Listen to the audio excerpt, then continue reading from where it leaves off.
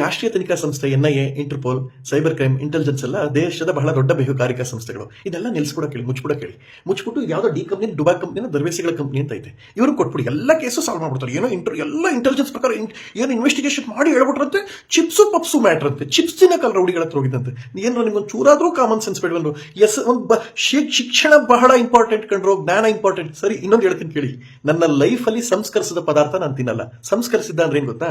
ಈ chips, Pepsi, packed drinks ಇದು ಅಥವಾ ಇದು ಯಾವುದು ಚಿಪ್ಸ್ ಇದು ಯಾವುದು ಅಂತಿಲ್ಲ. ಅದಕ್ಕೆ ನಾನು ಇಷ್ಟು ಸುಂದರವಾಗಿಲ್ಲ. ಕರ್ನಾಟಕದಲ್ಲಿ ನನ್ನಷ್ಟು ಚೆನ್ನಾಗಿ ಯಾರು ಅವ್ರು ಹೇಳಪ್ಪ.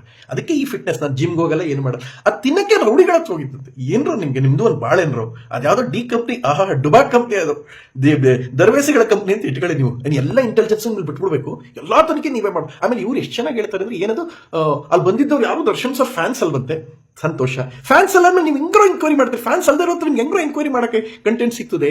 ನನಗೆ ಪಾಪ ನನ್ಗೆ ಬಹಳ ಪ್ರೀತಿ ಇದೆ ಅವ್ರ ಮೇಲೆ. ಒಂದು ವಿಚಾರ ಹೇಳ್ತೀನಿ ಕೇಳಿ. 3 days ಇಂದನೇ ಕೊಡಕ್ ಹೋಗಿದೆ. ಯಾಕೆ ಕೊಟ್ಟಿಲ್ಲ ಅಂದ್ರೆ, ತುಂಬಾ ಆಪ್ತರೊಬ್ರು, ದೊಡ್ಡವರೊಬ್ರು, ಇಬ್ರಿಗೂ ಮಧ್ಯದಲ್ಲಿರುವಂತಹ ಅತ್ಯಂತ ಆಪ್ತರು. ಪ್ರಥಮ ಅವರೇ, ನಾನು ಇದನ್ನ ಸಾಲ್ವ್ ಮಾಡ್ಕೊಡ್ತೀನಿ, ಬಿಟ್ಬಿಡಿ ಅಂದ್ರು.